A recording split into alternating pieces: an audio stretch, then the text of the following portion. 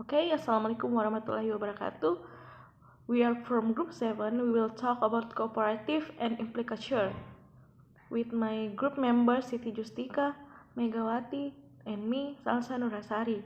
So what is cooperative? Definition of cooperative is cooperation is simply one in which people having a conversation are not normally assumed to be trying to confuse, trick, or to withhold relevant information from each other. And the next, the cooperation principle. In most circumstances, the assumption of cooperation is so pervasive that it can be stated as a cooperative principle of conversational and elaborate in sub-four principles called maxims. The point one is about quantity. Maxims quantity make your contribution as informative as is required. And the second is about quality. Don't say what you believe to be false. Don't say that for which you lack adequate evidence. Relation be relevant, may not be perspicacious, avoid obscurity of expression, and avoid ambiguity. Hedges the importance of maxim of quality for cooperative interaction in English may be measured by the number of expressions we use to indicate that we are saying might not be totally accurate. The initial phrase in 3a until C and the final phrase is 3d are not to listeners regarding the accuracy of main statement. For example, as far as I know, they are married. I'm not sure if this is right, but I heard it was a secret ceremony in Hawaii. And the next is kind of like he couldn't live without her. I guess. Okay, so we'll kind of talk the truth, but might be false. The conversational context, for example, in 3 might be a recent rumor involving a couple known to the speakers. Caution notes or H of this type can also be used to show the speaker is conscious of qualitative maxims. Okay, next material. Definition of implicature. For many linguists, the notion of implicature is one of the central concepts in pragmatics, and implicature is certainly a prime example of being communicated than is said. For the same linguists, another central concept in pragmatics is the observation that utterance performs action generally known as speech acts. Generalized conversational implicators. The same process of calculating the implicator will take place if Dobby asks Mary about inviting her friends Bella or B and Katie or C to party, as in 9a. The context is different from 7, but the general process of identifying the implicator is the same as in 8. You can see the example of PPT. When no special knowledge is required in the context to calculate the additional conveyed meaning. As in 7, it is called generalized conversational implicators.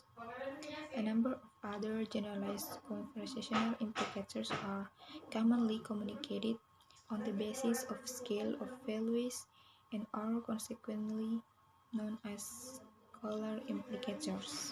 The last is scalar implicator. Certain information is always communicated by choosing a word which expresses one value from a scale of values. This is particularly obvious in terms for expressing quantity, as shown in the scales in 11, where terms are listed from the highest to the lowest value.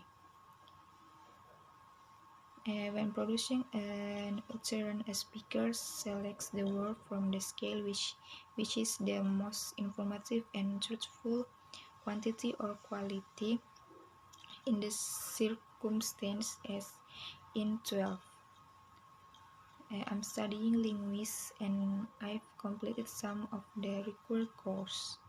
By choosing some in 12, the speaker creates an implicature. This is one scalar implicature of uttering 12. The basis of scalar implicature is that when any form in scale is asserted, the negative of all forms higher on the scale is implicated. Particularized conversational implicators. In the preceding example, the implicatures have been calculated without special knowledge of any particular context. However, most of the time, our conversation takes place in very specific contexts in which locally recognized inferences are required to ward off the conveyed meaning which result from particularized conversational implicators. As an illustration, consider example where Tom's response does not appear on the surface to whether to relevance. For example, Rich, hey, to the will party tonight? Tom, my parents are visiting. In order to make Tom's response relevant, Rich has to draw on some assumed knowledge that one college student in these settings expect another to have. Tom will be spending that evening with his parents, and his spend with parents is quiet because they are by far the most common. Particularized conversational implicators are typical, just called implicators. Okay, next, conventional implicators. Conventional implicators are not based on the cooperative principle or the maxims. They don't have to occur in conversation, and they don't depend on special context for their interpretation. Not unlike lexical presupposition, conversational implicatures are associated with specific words and result in additional conveyed meanings when those words are used. The implication of any utterance of the type P but Q will be based on the conjunction P and Q plus an implicature of contrast between the information in P and the information in Q. In 23, the fact that Mary suggested black P is contrasted via the conventional implicature of but with my choosing with K. 23. A. Mary suggested black but I choose with B. P and K in contrast to K. Properties of conversational implicators. So far, all the implicators we have considered have been situated within conversation, with the inference being made by people who hear the utterance and attempt to maintain the assumption of cooperative interaction. Because these implicators are part of what is communicated or not said, speakers can always deny that they intended to communicate such meanings. Conversational implicatures are deniable. They can be explicitly denied or alternatively reinforced in different ways. To take a simple example, there is a standard implicator associated with stating a number. The speaker means only the number, as shown in 21. 21, you have won $5.